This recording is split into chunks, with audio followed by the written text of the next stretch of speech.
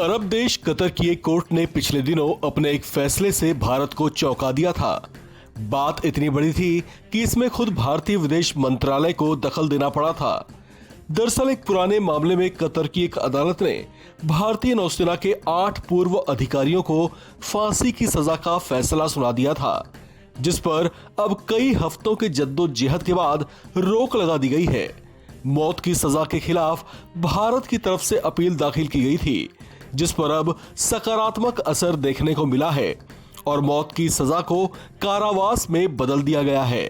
इतना ही नहीं, साथ ही इस बात की उम्मीदें भी बढ़ गई हैं कि 2015 की ट्रीटी या समझौते के तहत सभी 8 पूर्व भारतीय नौसेना अधिकारियों को भारत में सजा पूरी करने का विकल्प भी मिल जाएगा। अगर ऐसा होता है तो ये उनके लिए बहुत बड़ी राहत वाली बात साबित होगी। जिन 8 पूर्व नौसैनिकों को कतर की अदालत ने फांसी की सजा सुनाई थी, उनके नाम है Captain Navtej Singh Gill, Captain Birendra Kumar Verma, Captain Saurabh Vashishtha, Commander Amit Nagpal, Commander Purnendu Tiwari, Commander Sugunakar Pakala, Commander Sanjeev Gupta और सेलर रागेश। कतर ने इन सभी पर जासूसी के आरोप में मुकदमा चलाया था। भारतीय नौसेना के ये सभी पूर्व अधिकारी हाल फिलहाल देहरा ग्लोबल कंपनी के लिए काम कर रहे थे, जो कि एक निजी कंपनी है। ये कंपनी कतर की सेना को ट्रेनिंग देने का काम भी करती है। पिछले साल इन सभी को कतर में इनके घरों से गिरफ्तार किया गया था।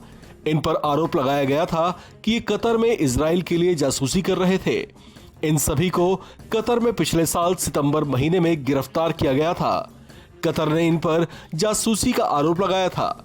जासूसी के आरोप में ही इन पर पिछले 8 महीनों से मुकदमा चल रहा था, जिसमें फैसला सुनाते हुए कतर की अदालत ने इन्हें दोषी करार दिया और फांसी की सजा सुना दी थी। ये फैसला सुनाते ही इस पर भारतीय विदेश मंत्रालय तुरंत हरकत में आया और इस संबंध में हर मुमकिन प्रयास किए गए, जिसका फायदा भी मिला। इन पर मुकदमा चलाने के दौरान भी भारत ने कई बार कतर से आग्रह किया था कि इस मामले में वो दया दिखाए, लेकिन कतर ने उस समय भारत के अनुरोध को खारिज कर दिया था। विदेश मंत्री एस जयशंकर ने इन लोगों के परिवारों से मुलाकात की थी।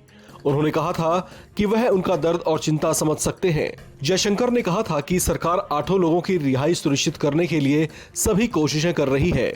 भारत सरकार की कोशिशें सफल रही और अब कतर ने इनकी फांसी की सजा को कारावास में बदल दिया है।